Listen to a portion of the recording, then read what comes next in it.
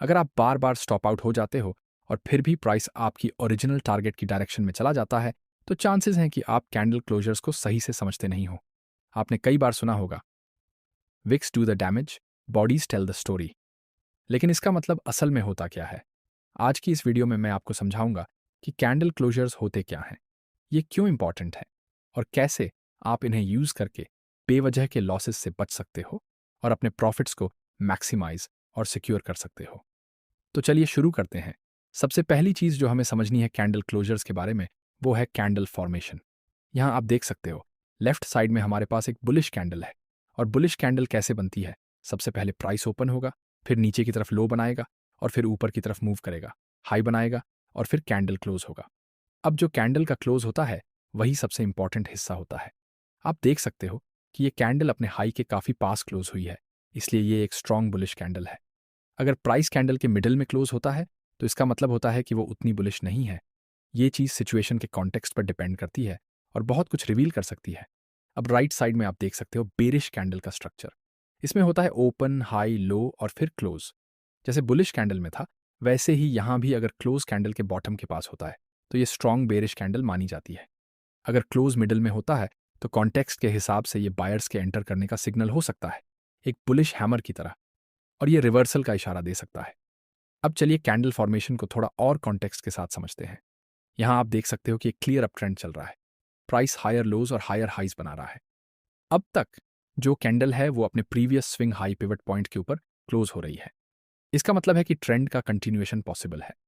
अगर प्राइस इस swing high को ब्रेक करता है और अपसाइड की तरफ स्ट्रक्चर ब्रेक करता है तो हम उम्मीद कर सकते हैं कि प्राइस फिर से ऊपर की तरफ जा सकता है। लेकिन अब मान लीजिए कि प्राइस इस की एरिया के नीचे क्लोज करता है। जैसे कि अगर प्राइस विक करके ऊपर गया लेकिन कैंडल का क्लोज इस की स्विंग हाई के नीचे हुआ, तो इसका मतलब क्या होगा?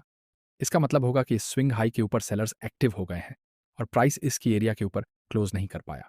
अगर प्राइस इसकी एरिया के ऊपर क्लोज नहीं करता तो ये एक पोटेंशियल रिवर्सल का इंडिकेशन हो सकता है, यानी प्राइस वापस डाउन साइड की तरफ जा सकता है। इसलिए कैंडल किस तरह क्लोज होती है ये समझना बहुत जरूरी है। अगर प्राइस स्विंग हाई के ऊपर डिस्प्लेसमेंट के साथ क्लोज करता है तो हम कंटिन्यूएशन एक्सपेक्ट कर सकते हैं। लेकिन अगर प्राइस इस की एरिया के नीचे क्लोज करता है तो हम मार्केट में एक पोटेंशियल रिवर्सल एक्सपेक्ट कर सकते हैं। इसलिए कैंडल क्लोजर्स को समझना बहुत जरूरी है। चलिए अब एक और एग्जांपल देखते हैं। अब आप देख सकते हो यहां हम एक क्लियर डाउन ट्रेंड में है। प्राइस लोअर हाइज और लोअर लोज बना रहा है। और अब हमारे पास वही एग्जांपल है लेकिन एक डाउन ट्रेंड में। जैसा कि आप देख सकते हैं, प्राइस बेरिश क्लोज कर रहा है। मान लीजिए प्राइस एक स्ट्रॉन्ग पुश करता है डाउन साइड की तरफ। इसका मतलब होगा ट्रेंड का कंटिन्यूएशन पॉसिबल है, क्योंकि कैंडल का स्ट्रॉन्ग क्लोजर है नीचे की तरफ। अब हम रिटेस्ट का वेट करेंगे और फिर डाउनसाइड कंटिन्यूएशन की एक्सपेक्टेशन रखेंगे। लेकिन अगर प्राइस वापस इस रेंज के ऊपर क्लोज करता है तो इसका मतलब होगा कि बायर्स इस की एरिया से एक्टिव हो रहे हैं और प्राइस पोटेंशियली वापस अपसाइड की तरफ जा सकता है, बशर्ते कि हम नीचे इस स्विंग लो के नीचे क्लोज ना करें। तो जैसा कि आप देख सकते हो, कैंडल क्लोजर्स बेहद इंपॉर्टेंट है। कैंडल किस तरह क्लोज होती है वही डिसाइड करेगा कि ट्रेंड कंटिन्यू होगा या मार्केट में रिवर्सल देखने को मिलेगा। तो अब हमारे पास एक रेंज है। जैसा कि आप यहां देख सकते हैं, प्राइस आपके स्विंग हाइज और स्विंग लोस के बीच में है। और इस केस में अगर प्राइस एक रेंज में है तो क्या होने वाला है? अगर प्राइस रेंज में है तो हमें क्या देखना चाहिए? अगर हम चाहते हैं कि प्राइस रेंज से बाहर निकले तो हमें एक स्ट्रॉन्ग कैंडल क्लोजर चाहिए इस की स्विंग हाई के ऊपर। अगर हम इस की स्विंग हाई के ऊपर क्लोज कर जाते हैं तो फिर हम अपसाइड की तरफ कंटिन्यूएशन एक्सपेक्ट कर सकते हैं।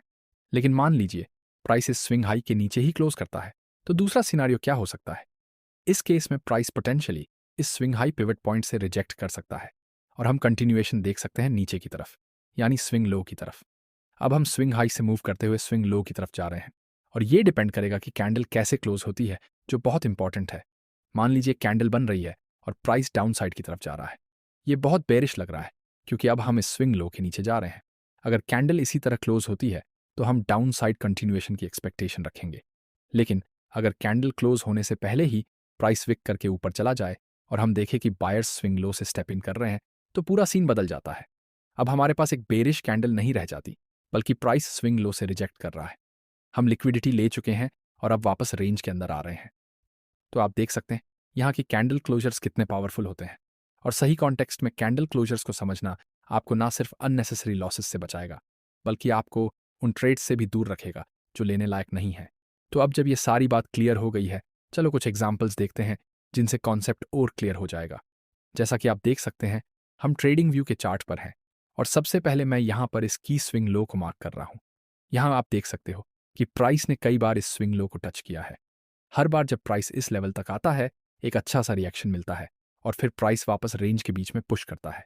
तो हायर टाइम फ्रेम पर हमने अपने स्विंग लोज और स्विंग हाइज मार्क किए हैं और अभी हमें क्या देखना है, या तो प्राइस इस लेवल के नीचे ब्रेक करे ताकि हम डाउन साइड की तरफ कंटिन्यूएशन देख सकें, या फिर इस लेवल को होल्ड करे ताकि हम फिर से हाइज की तरफ पुश देख पाएं। अब चार्ट प्ले करते हैं। आप देख सकते हैं कि पहली कैंडल 15 मिनट टाइम फ्रेम पर बनी है। अभी तक प्राइस इस लेवल से एक अच्छा सा रिएक्शन दिखा रहा है। देखते हैं क्या ये ओपनिंग रेंज कैंडल हाई के ऊपर ब्रेक कर पाता है या नहीं। लेकिन इस केस में आप देख सकते हैं कि प्राइस ने अपने ओपनिंग कैंडल रेंज लो को 15 मिनट के टाइम फ्रेम पर ब्रेक कर दिया है। अब हम अपने की प्रीवियस डे लोस के नीचे भी जा चुके हैं, जो एक हायर टाइम फ्रेम का की लेवल था। तो अब हम क्या करेंगे? अब हम इस लेवल के रिटेस्ट की तलाश करेंगे डाउन साइड कंटिन्यूएशन के लिए। और क्योंकि हमें एक स्ट्रॉन्ग कैंडल क्लोजर भी मिल चुका है 15 मिनट टाइम फ्रेम पर इस लेवल के नीचे, अब हम लोअर टाइम फ्रेम पर जाकर एंट्री पॉइंट्स ढूंढ सकते हैं। अब मैं 5 मिनट टाइम फ्रेम पर हूं और चार्ट प्ले कर रहा हूं। आप देख सकते हैं कि प्राइस वापस आ रहा है हमारे रिटेस्ट लेवल की तरफ। हमें देखना है कि इस की लेवल पर, जो कि ये लेवल और प्रीवियस डे लोज है, रिएक्शन कैसा आता है। और यहां आप देख सकते हैं कि प्राइस ने 5 मिनट टाइम फ्रेम पर एक सुपर नाइस रिएक्शन दिया है। रिजेक्ट किया हमारे हायर टाइम फ्रेम की फ्लिप जोन और प्रीवियस डे लोज से भी। अब हम 1 मिनट टाइम फ्रेम पर जाते हैं एंट्री के लिए। यहां आप देख सकते हैं कि अभी अभी प्राइस ने इस की स्विंग लो को ब्रेक किया है 1 मिनट टाइम फ्रेम पर। तो अब हम यहां शॉर्ट पोजीशन के लिए देख सकते हैं, एंट्री ले सकते हैं और स्टॉप लॉस को बस स्विंग हाई के ऊपर रख सकते हैं। और अब हम टारगेट कर सकते हैं लो ऑफ डे को, और साथ ही एक 1:2 रिस्क रिवॉर्ड भी देख सकते हैं। अब चार्ट प्ले करते हैं। तो जैसा कि आप देख सकते हैं, प्राइस ने एक सुपर नाइस पुश किया डाउन साइड की तरफ हमारे हायर टाइम फ्रेम टारगेट्स की ओर। और अगर हम वापस हायर टाइम फ्रेम पर जाए तो आप देख सकते हैं कि ये कितना अच्छा सेटअप बना है। प्राइस ने की लेवल के नीचे एक परफेक्ट ब्रेक किया। 5 मिनट और 15 मिनट टाइम फ्रेम पर सॉलिड रिटेस्ट्स मिले। तो जैसे ही 15 मिनट कैंडल ने कंफर्म किया कि प्राइस की लेवल के नीचे ब्रेक कर गया है, हम लोअर टाइम फ्रेम्स पर एंट्रीज ढूंढ सकते थे। ये एक शानदार रिटेस्ट था 15 मिनट टाइम फ्रेम चार्ट पर। अब चलते हैं अगले एग्जाम्पल की तरफ, जो और भी कॉन्सेप्ट को क्लियर करेगा। यहां आप देख सकते हैं मैं चार्ट पर हूं और क्लियरली हम एक अप ट्रेंड में हैं। जैसा कि आप देख सकते हैं, प्राइस लगातार हायर हाइज और हायर लोज बना रहा है। ये वो एरियाज हैं जो मैंने मार्क किए हैं जहां मल्टीपल टचेज आए हैं, और ऊपर की तरफ जो की एरिया है उसे भी मैंने मार्क किया है। अगर आप थोड़ा जूम इन करें तो आप प्रीवियस डेज प्राइस एक्शन देख सकते हैं।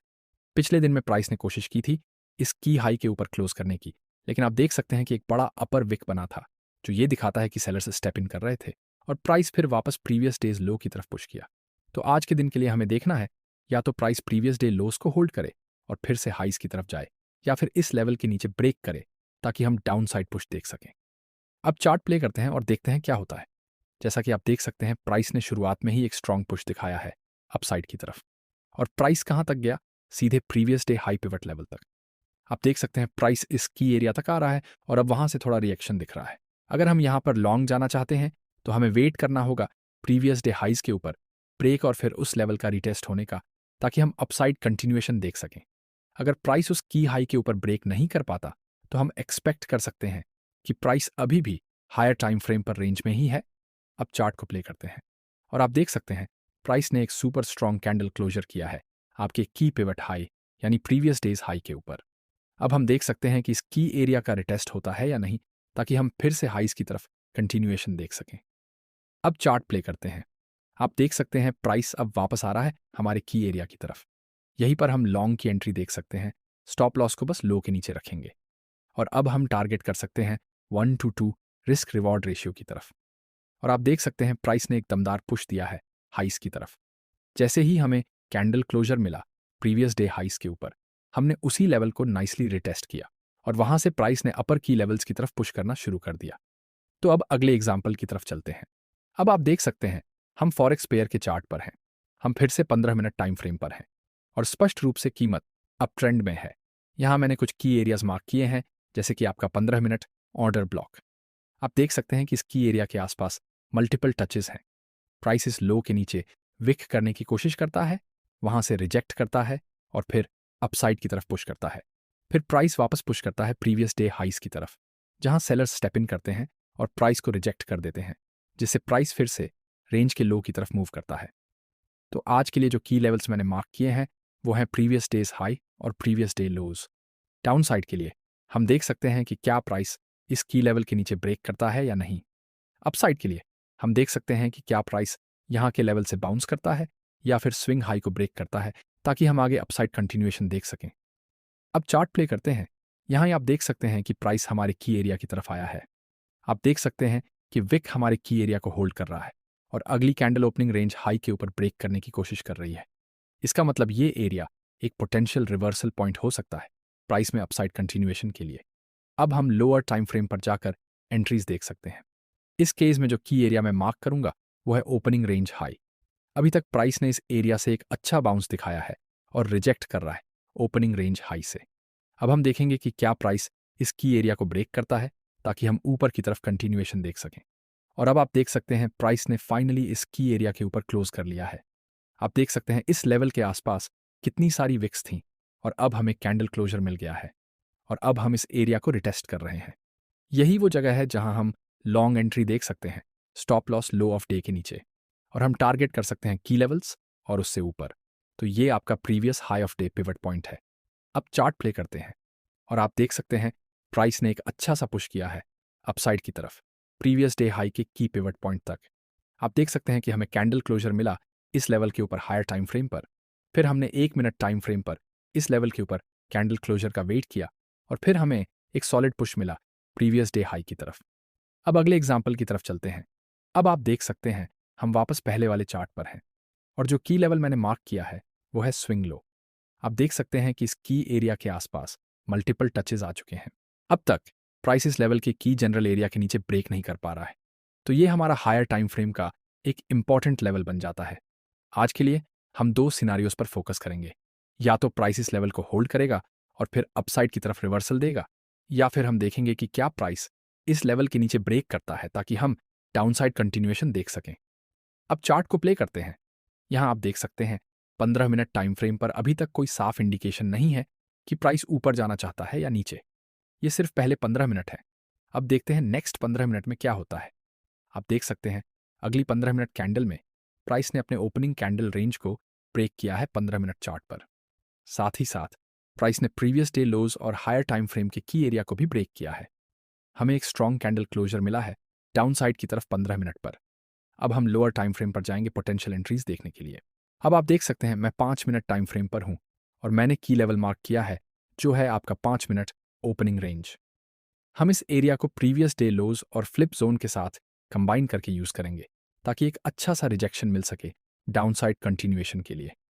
अब प्राइस वापस आ रहा है इस की एरिया की तरफ। अब मैं 1 मिनट टाइम फ्रेम पर जाता हूं। आप देख सकते हैं 1 मिनट चार्ट पर प्राइस ने हमारे की एरिया से नाइसली रिजेक्ट किया है। हमें कंफर्मेशन कैंडल भी मिल गई है डाउनसाइड की तरफ। तो यही वो जगह है जहां हम शॉर्ट जा सकते हैं। स्टॉप लॉस बस ब्रेक के ऊपर रखना है और टारगेट करेंगे 1:2 रेशियो डाउनसाइड में। अब चार्ट को प्ले करते हैं और आप देख सकते हैं प्राइस ने एक सॉलिड पुश दिया है डाउनसाइड की तरफ। अब चलते हैं मेरे आज के आखिरी और फाइनल एग्जाम्पल पर। यहाँ आप देख सकते हैं मैं अपने लास्ट एग्जाम्पल पर हूँ और ये भी फॉरेक्स पेयर का चार्ट है। आप साफ देख सकते हैं कि हायर टाइम फ्रेम पर प्राइस अप ट्रेंड में है। आज के लिए जो की लेवल्स मैंने मार्क किए हैं उसमें शामिल है आपका प्रीवियस डे हाई। मैंने प्रीवियस डे हाइज का जनरल एरिया मार्क किया है। इसके साथ साथ ये की एरिया भी मार्क किया है जो है आपका 5 मिनट ऑन ऑर्डर ब्लॉक। आप देख सकते हैं कि ये पूरे अपसाइड पुश में बस यही एक 5 मिनट ऑन ऑर्डर ब्लॉक है। इसकी एरिया के आसपास मल्टीपल टचेज हैं। हम बेसिकली इस ऑन ऑर्डर ब्लॉक को होल्ड करने की कोशिश कर रहे हैं, तो ये नेक्स्ट डे के लिए एक बहुत ही इंपॉर्टेंट लेवल बन जाता है। तो आज के लिए हायर टाइम फ्रेम के हिसाब से हम देखना चाहेंगे कि प्राइस इस लेवल के आसपास कैसा रिएक्शन देता है। अगर होल्ड करता है तो हम एक कंटिन्यूएशन देख सकते हैं अपसाइड की तरफ, और अगर ब्रेक करता है तो हम देखेंगे कि क्या प्राइस नीचे की तरफ मूव करता है या नहीं। अब चलिए 5 मिनट के चार्ट पर चलते हैं और चार्ट प्ले करते हैं।